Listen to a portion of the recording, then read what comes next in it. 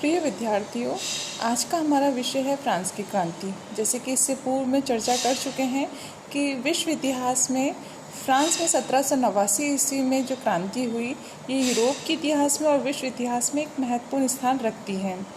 America क्रांति से प्रेरित होकर फ्रांसीसियों ने 1789 ईस्वी में अपने देश में निरंकुश राजतंत्र के खिलाफ इस क्रांति की शुरुआत की।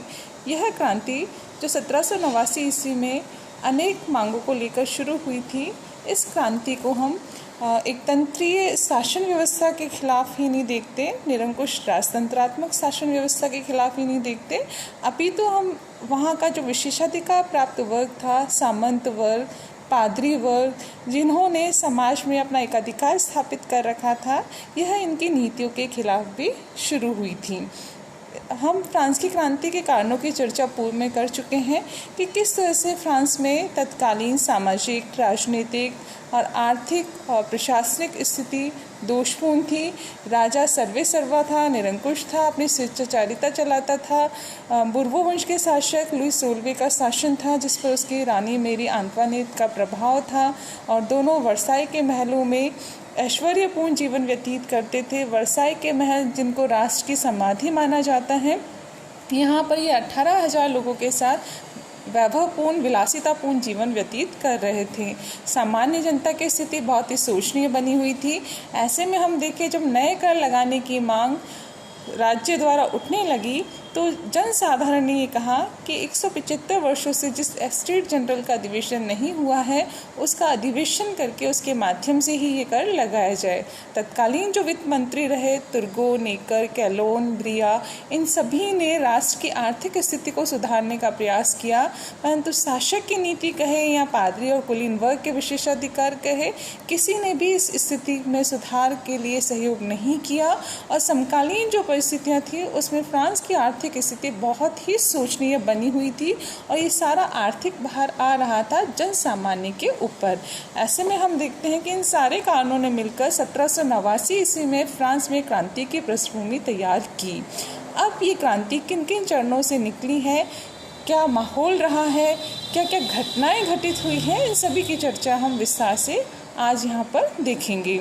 सर्वप्रथम हम देखेंगे इस क्रांति का पहला चरण। फ्रांस की क्रांति को समय के आधार पर हमने 3 भागों में बांटकर देखा है।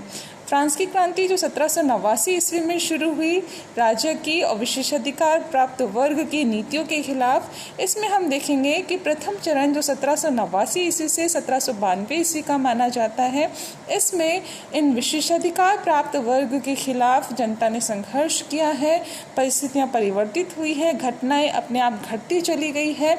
जनसाधारण के साथ जब पादरी और कुलीन वर्ग के, निम्न वर्ग के लोग भी आकर सहयोग दे रहे हैं, तो इस इस क्रांति ने अलग ही मोड़ ले लिया है। तो ये जो पहला चरण है, जिसे हमने 1789 से 1792 ईस्वी के मध्य देखा है, इसमें क्रांति का नेतृत्व रहा उदार मध्यम वर्ग के हाथ में। कुलीन वर्ग के नेतृत्व में इस क्रांति की शुरुआत होती है और मध्यम वर्ग के हाथ में ये क्रांति आ जाती है।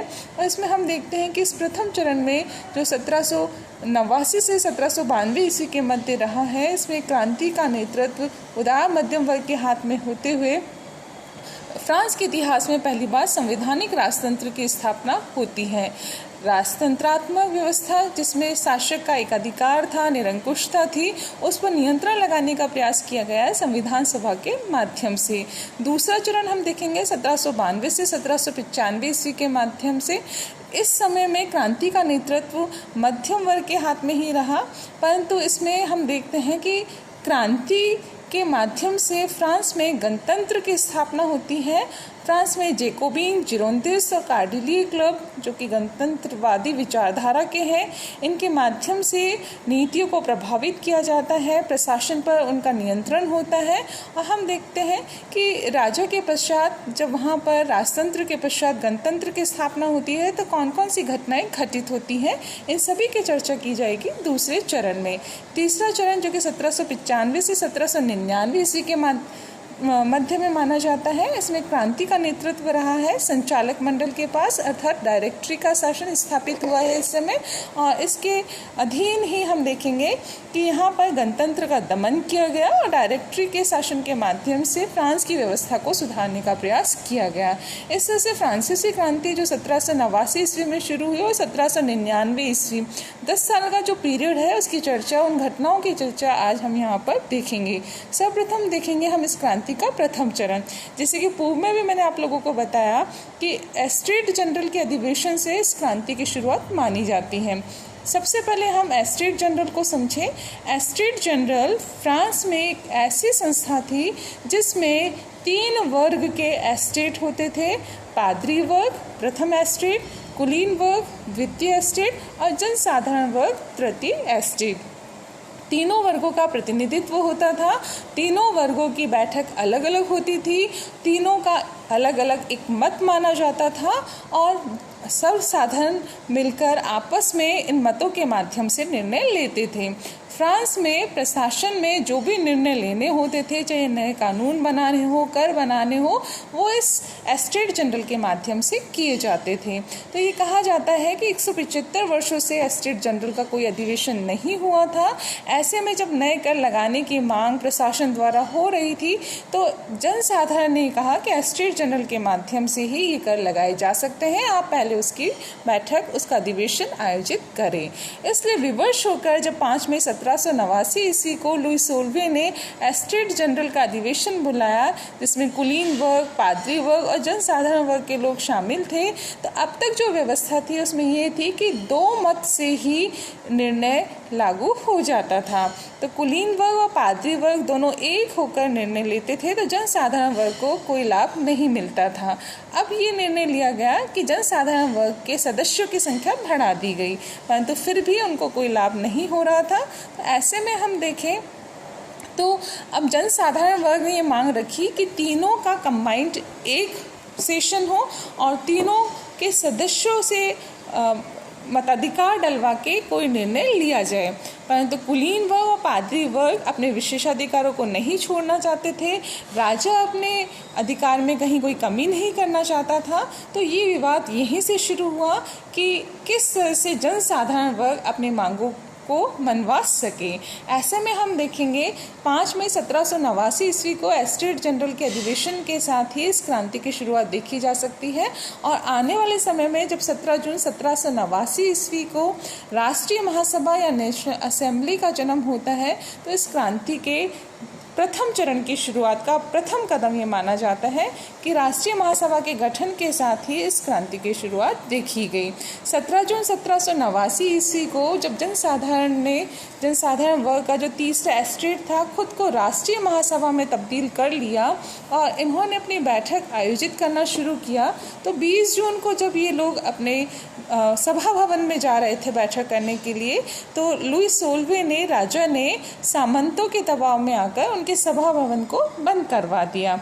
ऐसे में हम देखते हैं कि ये जनसाधारण वर्ग का जो तीसरा एस्टेट था, इन्होंने पास में ही एक स्थान था जो टेनिस कोर्ट के नाम से जाना जाता है। तो 20 जून 1789 ईस्वी की ये घटना है और फ्रांस के इतिहास में, फ्रांसीसी क्रांति के इतिहास में टेनिस कोर्ट की शपथ के नाम से ये घटना जानी जाती है और महत्वपूर्ण स्थान रखती है। चूँकि राजा ने तीसरे सदन के सभा भवन को बंद करवा दिया था, तो इन लोगों ने पास के ही टेनिस कोर्ट में जाकर एक शपथ ली कि जब तक ये संविधान सभा का निर्माण नहीं कर लेंगे तब तक ये अपनी जगह से नहीं हटेंगे और तब तक ये बने रहेंगे और साथ में काम करेंगे। इस तरह से हम देखें, निरंकुश राजतंत्र के खिलाफ मोनियार के नेतृत्व में संविधान निर्माण के लिए ये शपथ ली गई थी और दृढ़ता से जनसाधारण वर्ग ने, तीसरे वर्ग ने अपनी मांग शासक के समक्ष रखी थी और निरंकुश राजतंत्र के खिलाफ ये पहली घोषणा इसको माना जाता है। इस तरह से हम देखें, टेनिस कोर्ट की शपथ जो 20 जून 1789 ईस्वी को ली गई, ये फ्रांस के इतिहास में एक महत्वपूर्ण घटना के रूप में देखी गई। इसके बाद हम देखते हैं कि जब राष्ट्रीय महासभा थी, नेशनल असेंबली थी, जब इसने स्वयं को संविधान सभा में तब्दील करके 27 जून 1789 ईस्वी को जनता के लिए काम करना शुरू किया, तो उसी दिन से यह माना जाता है कि राजा की जो शक्तियां थी वो अब हस्तांतरित होकर इस संविधान सभा के हाथ में आ गई। क्योंकि कुछ पादरी वर्ग थे, कुलीन वर्ग थे, जो उच्च वर्ग के पादरियों और कुलीनों से नाराज थे, वो धीरे धीरे करके निम्न ये जो तीसरा सदन था इसके पास आने लगे, इनके साथ मिलने लगे। तो इस तरह से ये जो संविधान सभा बनी है इसकी शक्तियों में धीरे धीरे वृद्धि होने लगी और राजा के खिलाफ ये सब एकजुट होकर अपने अधिकारों की मांग करने लगे। राष्ट्रीय महासभा जब संविधान सभा में तब्दील हो गई 27 जून 1789 ईस्वी को, तो ये क्रांति का एक दूसरा महत्वपूर्ण कदम माना गया। अब निरंतर परिस्थितियां बदल रही थी, तो इस समय ये अफवाह उड़ा दी कि राजा पेरिस में आ रहा है और जो संविधान सभा है इसका दमन करना चाह रहा है। ऐसे में जनता को ये लगा कि शासक की इस नीति के खिलाफ एकजुट होकर शस्त्र अस्त्र इकट्ठे किए जाए। तो इन सब ने मिलकर 14 जुलाई 1789 ईस्वी को बास्तिल दुर्ग, जो निरंकुश राजतंत्र का प्रतीक माना जाता है, इस 14 जुलाई 1789 ईस्वी को जनता ने कैमाइल डेसमूल है इसके नेतृत्व में भीड़ उत्तेजित हुई और बास्तिल का जो दुर्ग है जहां राजनीतिक बंदियों को रखा जाता था, वहां जाकर इस भीड़ ने उन बंदियों को जेल से मुक्त करवाया है और निरंकुश राजतंत्र के प्रतीक इस बास्तिल दुर्ग का पतन किया है। हालांकि इस दुर्ग का बास्तिल दुर्ग के पतन का फ्रांस के इतिहास में अधिक महत्व नहीं है, परंतु इस घटना का इसलिए महत्व है कि इसी घटना वाले दिन को 14 जुलाई को राष्ट्रीय दिवस घोषित किया गया। 14 जुलाई को ही उन्होंने, फ्रांस के लोगों ने महत्वपूर्ण मानते हुए अपनी आज़ादी का दिन माना और चूँकि निरंकुश राजतंत्र के प्रतीक इस बास्तिल दुर्ग का पतन हो गया था, तो इससे क्रांति को और भी बढ़ावा मिला। अब जनता पेरिस में कम्यून का शासन स्थापित करती है, बेले वहाँ का मेयर बनता है, नेशनल गार्ड जो कि क्रांतिकारियों की सुरक्षा सेना मानी जाती है, लाफायते जो अमेरिकी क्रांति में फ्रांसीसियों का नेतृत्व करने वहाँ गया था, वो इस नेशनल गार्ड का सेनापति बनता है। तो क्रांति अब आक्रोशित रूप धारण कर लेती है और राजा के खिलाफ ही एकजुट होकर उसको झुकाने के लिए विवश करते हैं। बास्तिल के पतन के पश्चात राजा को मजबूर होना पड़ता है जनता के समक्ष झुकने के लिए। 17 जुलाई को राजा पेरिस आता है और ये कहा जाता है, फ्रांस के इतिहास में ये माना जाता है, बेले ने इस अवसर पर कहा था कि एक समय तो ऐसा था 1659 में जब फ्रांस के राजा हेनरी चतुर्थ ने फ्रांस के लोगों का दिल जीता था, और एक समय आज का है जब फ्रांस की जनता ने लुई सोलवे को जीता है। तो इस तरह से हम देखें, बास्तिल का पतन फ्रांसीसी क्रांति के इतिहास में एक महत्वपूर्ण घटना के रूप में देखा गया। आने वाले समय में हम देखते हैं जब पेरिस कम्यून, नेशनल गार्ड की स्थापना होने लगी, तो संपूर्ण फ्रांस में इस तरह की मांगे उठने लगी। अब क्रांतिकारी सामंतों और पादरियों के विशेषाधिकारों के खिलाफ खुलकर बोलने लगे, पूरे देश में नेशनल गार्ड्स की स्थापना होने लगी। तो इस तरह से क्रांति का माहौल तैयार होने लगा। ऐसे में हम देखते हैं कि 5 अक्टूबर को जब महिलाओं की भीड़ और उनके पीछे नेशनल गार्ड के जो सैनिक थे, हमें रोटी दो का नारा लगाते हुए वर्साई की ओर गया, वहाँ से राजा रानी को बंदी बनाकर लाए। तो ये घटना फ्रांस के इतिहास में एक महत्वपूर्ण घटना के रूप में मानी गई। हमें रोटी दो का नारा लोकप्रिय हुआ और राज सत्ता राष्ट्रीय महासभा के पास आ गई। राजा की शक्तियों में कमी देखने को मिलती है, राजा मजबूर होता है जनता के समक्ष झुकने के लिए। और इस घटना ने जो 6 अक्टूबर 1789 ईस्वी को घटित हुई है, अब राजा को विवश कर दिया है लोगों को उसके विशेषाधिकार देने के लिए और उनकी मांगे मानने के लिए। हम देखेंगे संविधान सभा जो राष्ट्रीय महासभा का नया परिवर्तित रूप थी, जो फ्रांस का संविधान बना रही थी, इसने कुछ काम किए इस बीच, और इन कामों की वजह से हम देखते हैं कि लगातार फ्रांस की क्रांति आगे बढ़ती गई और उसे सफलता मिलती गई। इसमें सबसे महत्वपूर्ण कदम हम देखेंगे 4 अगस्त 1789 ईस्वी को संविधान सभा द्वारा सामंतवाद, दास प्रथा और विशेषाधिकारों की समाप्ति के लिए उसने जो 30 प्रस्ताव पारित किए, इससे फ्रांस के इतिहास में एक महत्वपूर्ण परिवर्तन आया। सामंतों के पास, पादरियों के पास, कुलीन वर्ग के पास जो विशेषाधिकार थे, उन विशेषाधिकारों को समाप्त करके सामाजिक समानता की स्थापना की गई 4 अगस्त 1789 ईस्वी की इस घोषणा के माध्यम से। दूसरा महत्वपूर्ण जो इस फ्रांसीसी क्रांति में महत्वपूर्ण स्थान रखता है वो है मानवाधिकारों का घोषणा पत्र। 27 अगस्त 1789 ईस्वी को फ्रांस के इतिहास में ये घोषणा की गई, अमेरिकी क्रांति से प्रेरणा लेकर, कि यहाँ भी मनुष्य को वैसे ही नैसर्गिक अधिकार प्राप्त है जैसे कि अन्य देशों में नागरिकों को मिले हुए हैं। इस घटना को फ्रांस में लोकतंत्र के और गणतंत्री विचारों के इतिहास में एक महत्वपूर्ण घटना के रूप में देखा जाता है। ये कहा जाता है कि फ्रांसीसी क्रांति का ये उज्जवल पक्ष था जो इसको महत्वपूर्ण बनाता है।